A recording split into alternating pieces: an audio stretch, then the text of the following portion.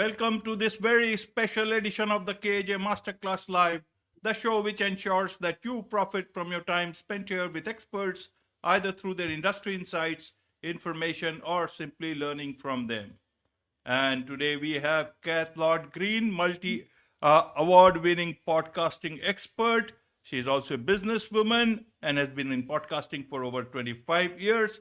And Kath is passionate about the power of podcasting for businesses. Welcome to the show, Kath. Thank you for having me. I'm delighted to be here. You are welcome. Welcome to the show. Welcome to India in this online form, Kath. And I'm sure not just in India, but a lot of people across the globe will benefit from what we are going to talk right now. We will be talking about how one can create impactful podcasts that can drive business growth for them. But before we learn about this, let's learn a bit more about you for the audience, about your growth, about your journey, your background, so that people can know a little bit more about who they are listening to. Yeah, okay. So, I'm Kath Lord-Green. I'm your Fairy Podmother. I've been in podcasting, like you said, over 25 years. And that's because I started in radio. I was a news correspondent on radio many years ago. And all the skills learned then are what you use today in podcasting. So you're recording, you're editing, producing, and putting that audio out for your listeners. So I've been podcasting for a very long time, if you call it podcasting, but obviously it's not been called podcasting for all of that time. But there were audio blogs in the 80s, weren't they? And now they're podcasts from 2004. So even 20 years they've been podcasts. So I've been a radio presenter, a radio station director, where I managed all the different aspects of radio. So I do love audio. I'm an audio girl through and through. And now I have my own podcast agency, which I love teaching businesses the what, why, and how to podcast for their business. Right. So where did this your Fairy Podmother thing come from? How did this happen? Well, when I started up, what happened was the newspapers were talking about the podcaster master that I'd changed from radio into podcasting. And I used that for a while. And people were saying, that's it sounds a little bit masculine for you, the podcaster master. And I woke up one day and I thought, no, I'm your Fairy Podmother. That's what I am. So I trademarked that. And I've trademarked it for training and audio as well. But I thought, am I going to frighten all the men out here? It's not very masculine, is it? So I asked a few male coaches, what did they think of the Fairy Podmother? And they said, you know what, Kath? We want Fairy Podmothers in our lives. We all want a fairy godmother. It makes no difference to us whatsoever. So it's stuck, and I am your Fairy Podmother. Absolutely. So, talking of podcasting, you were in radio for so many years. If you were to interview the Prime Minister that at that point in time, in 80s, when you interviewed the Prime Minister, I don't know who the Prime Minister was, UK Prime Minister was at that point in time. It was John Major at the time, John Major. So, John Major. So, if you were to interview him for a podcast today, would it be the same way you did it for radio? How would you do it today if it were about podcasting? Do you know what? It's a really good question, because at the time it was for news, so it was very specific. And it's actually very difficult with prime ministers because you have to kind of follow their agenda. So I would probably have to do it in a very similar way, because you're following their format, what they will talk about, what they won't talk about. But any good podcast host would check that in the beginning anyway. Is there something you don't want to talk about? Is there something we're not allowed to go there? I think it would be very similar. Yeah, I think it would be. Right. So what is so dissimilar in terms of audio and podcasts? I know podcast has now caught up. Radio is also there. FM is also there. So amidst all these things, why I'm asking this is in terms of the identity for podcasts? Just a mic here and there, can it just be the differentiating thing for podcasts? Help us understand. Let me understand from your understanding, because you have been in radio for many, many years. And it's, as you call it, it's a natural transition. But then how do you differentiate? Why not will people start calling it radio again instead of podcast? The way it is moving towards video podcast will come separately after this. For me, the difference is, if I jump in my car right now, I'll give you a scenario. If I jump in my car right now, I have a choice of a few radio stations. I have a choice of which radio station to listen to, but I haven't got the choice of what they're going to tell me. Okay. I don't know what they're going to tell me at any given time unless I've tuned in for a specific show. The difference with audio podcasts is I can choose what I want to listen to, when I want to listen to it, and where I want to listen to it. And the benefit of the audio podcast is you can listen anywhere, anytime, any place, anywhere. It's like an old advert that used to be on in the UK. They used to say anytime, any place, anywhere. I won't name it, but that is the power of podcasting. If I choose to listen to your audio podcast, I can be walking the dog, I can be in the car, I can be cleaning, I can be in the kitchen, whatever, wherever, I can listen to that podcast. And I'm choosing to listen to you, and I'm choosing to listen to what you're talking about. Whereas with the radio, you're listening to what they're putting out at that time. Right, Kath. So let's understand it now. In terms of, in today's time, you talk about the power of podcasting for business. Podcast has been there for several years now, and businesses somehow seem to have, a bit reluctant to adopt and adapt to podcasts and podcasting in there. That's where there is whole monetization thing, advertising issue, and all that stuff. And even businesses taking to podcast. And while we were talking mostly of audio podcasts, now it's all about video podcasts, with Spotify now directly competing with YouTube, coming out with its own partner program and bit by bit rolling. Amidst all these things, when you now talk about, the power of podcasting for business, would you talk about audio or video or both? How should now businesses look at podcasting when a lot of people are now using, less of them are using this word called podcast and podcasting, more of audio, radio, and whatever it is? Well, for me, again, it's about choice. For me, a podcast is audio. For me, a podcast isn't video. If you're videoing anything, as far as I'm concerned, it's a video. It's not audio. A podcast is iPod in your ear and broadcast put together.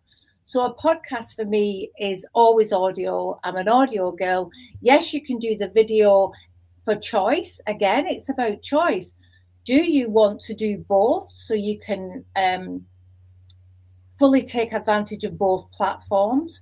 Or do you want people to be able to be on the go? We're all multitasking all the time and still listen to your content. And do you want little video clips to put out there on your social media and things like that? But for me, an actual podcast itself is still fully audio. And I think I'll stand by that for a very long time. YouTube also put on their own podcast tab to compete with the others as well. Like you said, Spotify is going to be competing with YouTube for video and things like that. But it was a year and a half ago, roughly, YouTube put on a special tab just for podcasting, because long form video isn't the way forward. Short form video and audio podcast definitely is. But I think also for cost for people, the audio version is a lot cheaper for people if they don't want big studios and video and all of that. You can start quickly with an audio podcast. Right, Kath. So looking at the businesses now. So should they now look at, again, you stand by that it should be audio podcast. Should they look at audio or video in today's time to make the best of whatever they are doing in terms of services, in terms of products, whatever it is? How would you like to tell the businesses in today's time, especially when their adoption has not been so great, either as a podcasting medium or even in terms of an advertising medium? I think again, it's choice. If you want to do both, do both. But if you're just dipping your toe in the water, why not just dip with changing your current communications to audio?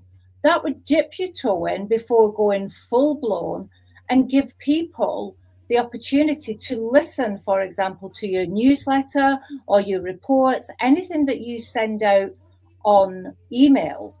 You could offer that opportunity for them, and you can then be very inclusive and accessible.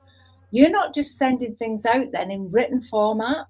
You should be giving them the opportunity in audio format. So for example, if you send out your newsletter in audio format, you're giving them the choice whether to listen or read.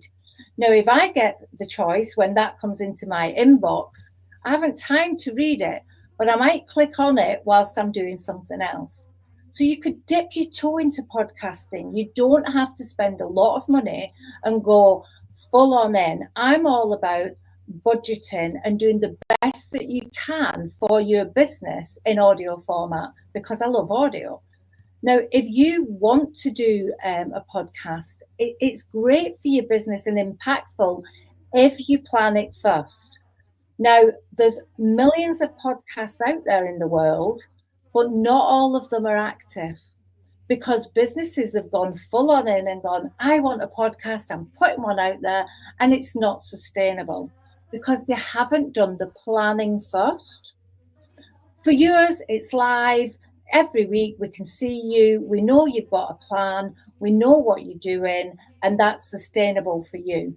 For someone doing audio or video podcasts, they need to plan and put them out and schedule them.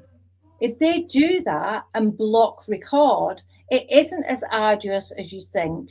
You are going to continue because you can put one series out there and you don't have to do another series for a while. You can repurpose that one over and over again. There's so many ways for businesses to dip the toe in, for brand recognition, for thought leadership, even for the training. I recently did Sport England's podcasts, and that was for internal training purposes. And the reason they did that was because they're all about on the move. They're a government organisation here in the UK. They want people to be on the move. They wanted their leadership team to listen to that training, to have the opportunity to still move and go a walk and listen to the training. And that's for internal purposes. Podcasts are not all about external. Not everyone has to go on Apple, Spotify, YouTube. You can use them in so many different ways, and businesses are only just picking that up now.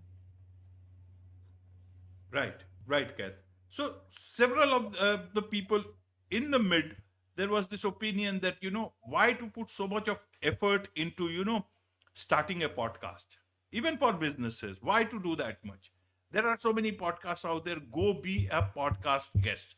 This way you will have a lot of places to go to. You can talk about your products and services, and you will have no problem in terms of, you can change people. They can go and talk on different various podcast platforms rather than having your own podcast, and it's a different headache. So how do you look at that? Is podcasting good for businesses, or podcast guesting is good for businesses? Both, absolutely both. First of all, I would say go as a podcast guest. Go as a guest on other people's podcasts. Get yourself comfortable with talking about what you know about on other people's podcasts. And if you then decide to do your own podcast, you're at least a little bit comfortable with the way it works. It's kind of like you've had a trial run, if you will, but it's good for your business as well because you can show that you're the leader in your field. You can show that you know what you're talking about, even if it's just for brand awareness. I'm working with a new client at the moment. They just want one series all about what they do, giving valuable content, valuable information to their potential clients. And initially, they want brand awareness. They're going to put the podcast out there. They're going to put it all across social media. It's great for the digital marketing strategy. And if leads come from that, they're happy. But that isn't their main concern at this moment in time. They want brand awareness. But you say there's a lot of podcasts, and there are. There's over a million in the UK at the moment. However, there's billions of people on YouTube, and people are still starting YouTube channels all the time. The market for businesses is not saturated. You can still start a podcast. Absolutely, absolutely. And now you have also got Substack. There also you can bring video, audio, even your newsletter, and everything that any other platform will give. So I want to understand. You talk about that podcasting will make your business more inclusive. What do you mean by that? Help us understand about that. Because you're giving people the choice whether to listen, view, or read your information. Some people might not be able to see very well and don't want to watch a video, so they could listen to your podcast. Other people prefer to view. So you're being accessible and inclusive to all because you're giving people the opportunity on all different platforms to listen to your valuable content. Right, right. In terms of starting a podcast for a business, what is the best way to get started? Should they think about a lot of money to put into who should become the host? Should the CEO start doing podcast hosting? What's the best way? If you have to tell them, okay, this is the way you should start a podcast of your own, what's the best way for them to do so? The first thing I would start by saying is remember, podcasts aren't just interviews. You can have your very own podcast and just be you talking about your products, your services, as long as you're telling your audience at the very start, this is a podcast with bite-sized chunks about information that is going to really help you in your business, for example. If you're telling your audience that it's bite-sized chunks, you only need to do 5-minute episodes with valuable content to help that business. So podcasts aren't just interviews. So you don't have to worry. Your first series could be you talking about what you do best. And when you get the hang of it, your second series could be you interviewing people that you've helped in business. Don't put all the emphasis on, I think people are putting too much pressure on themselves. I need to start a podcast. You don't need to. I need to interview someone. You don't need to. And the way that people fall down is what I've seen is going, I'm starting a podcast, I'm going to record something and just get it out there. And then without any planning or anything like that. And then it fails. So you've got a podcast out there and then you never do another one. Fail to prepare, prepare to fail. You need to have a plan. It's a great time of year to be planning for the year ahead. Plan those episodes. It might only be 6 for a series. And then record into your laptop. There's a load of platforms out there that make it so much easier. I'm not using a microphone today. I'm not using headphones today. I do this deliberately. I have got all the equipment in the world. But nowadays, you can enhance audio, all the things you can do now, you couldn't do back in the day when I was first doing audio. You had to do it properly. You had to do it all by hand and take ages and editing bits out and all of that. But now there's so many platforms that are really cost effective. Just plan it out. What would you have in those episodes if you were starting a podcast?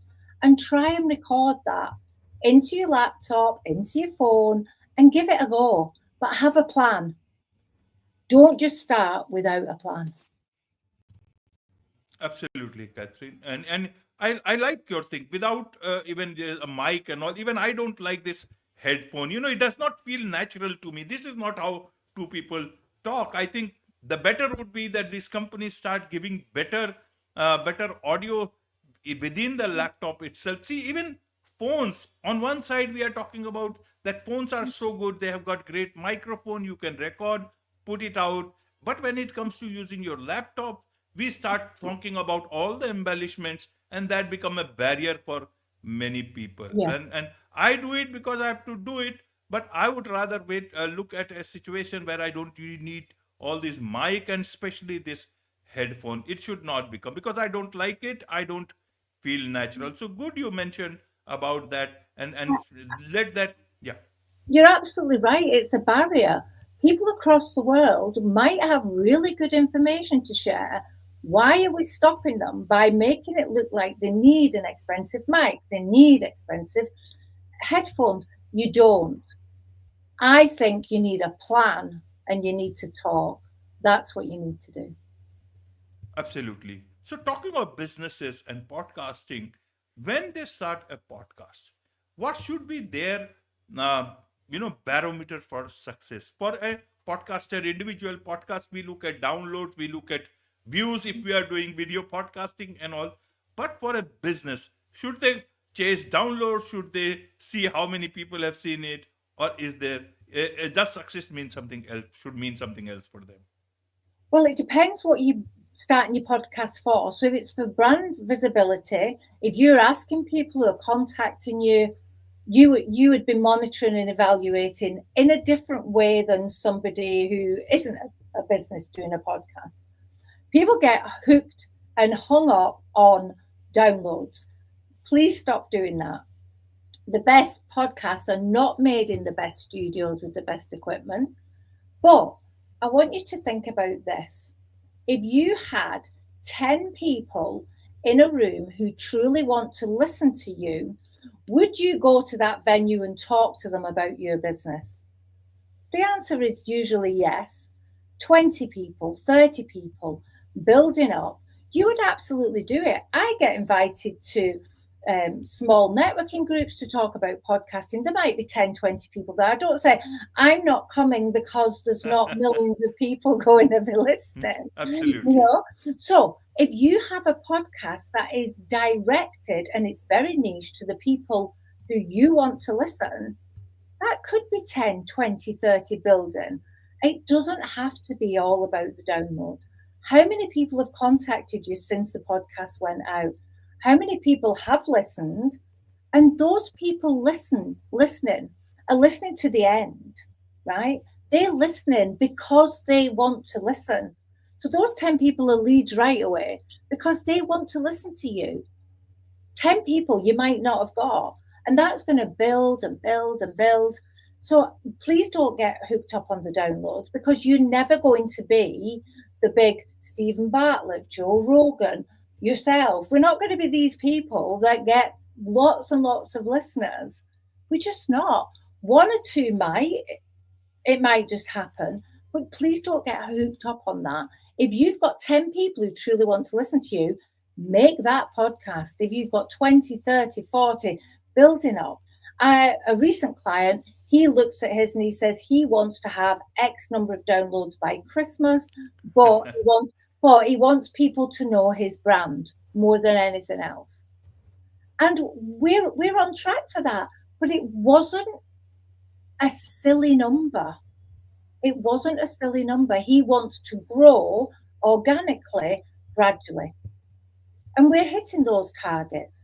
So setting yourself, I want to have 1 million downloads. It's not going to happen. I'm sorry. It's probably not going to happen. So, yeah, don't get hooked up on them. Think within your plan, what do you want the podcast to do? It's all within your planning. What do you want it to do? And how are you going to monitor and evaluate that for your Absolutely. business? Yeah. Absolutely, Kath. So you are the fairy pod mother. What about your podcast? Do you have a podcast? Well, do you know, I have got a podcast, but what I Hmm. say to people is it's like if you were a hairdresser You've never been a hairdresser, have you? If you're a hairdresser, you never get to do your own hair, do you? You just don't because you're doing everyone else's. It's kind of like that. So I do have a podcast called It's Your Business, but it's not been. It's there, but I've not added to that for a long time. And I also have a podcast, How to Podcast for Business. So one of them is an interview podcast, and one of them is just me telling you all of this stuff, how to podcast for your business. And I have those two podcasts, and I am working on that one, adding to that one in my time when I'm not helping everyone else. Absolutely, I get it. I get it. Like in India, they say in Hindi that if you know, अगर आप हलवाई हैं तो अपनी मिठाई खुद नहीं खाते. It means if you are a sweet maker, then you don't eat your sweets that much. You sometimes, or you never, perhaps get a chance to look at it. I totally get it. Exactly, yeah. But I am making an effort to add to how to podcast for business. Yeah. Absolutely.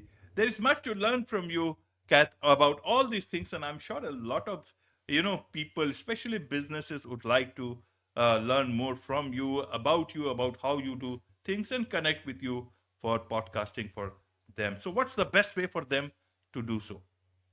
I'm on LinkedIn, Kath Lord-Green. I'm the only one in the world called that, so you can't mistake me.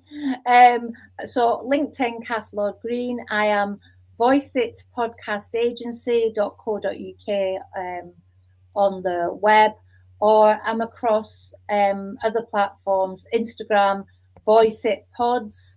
But again, if you put my name in, you should be able to find me. Wonderful. With this, it's a wrap on this very special edition of the KJ Masterclass Live. Thank you so much indeed for joining us.